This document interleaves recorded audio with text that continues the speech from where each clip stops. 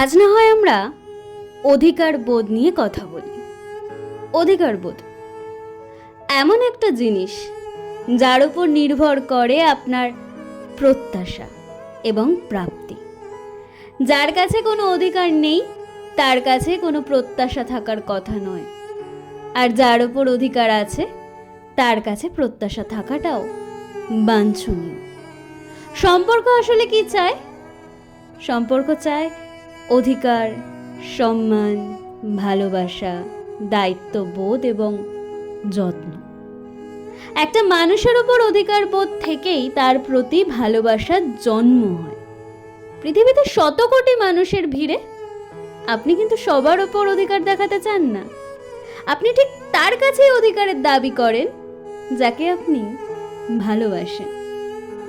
যেখানে নিজের অধিকারই থাকে না, যেখানে নিজের প্রাপ্য সম্মান, গুরুত্ব পাওয়া যায় না। তাই আপনি যদি অধিকার না দেন তবে কেউ কখনো বিন্দুমাত্র আগ্রহ দেখাবে না আপনার কাছে, সম্পর্ক জড়াবে না।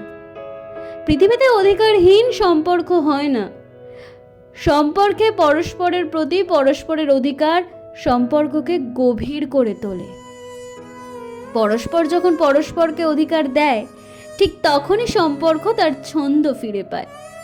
অধিকারবোধ থেকেই মূল্যবোধ, মানুষের প্রত্যাশা আসে, আর সেই প্রত্যাশা পূরণ না হলেই জমে অভিমান, অভিযোগ, আর তারপর বিচ্ছেদ।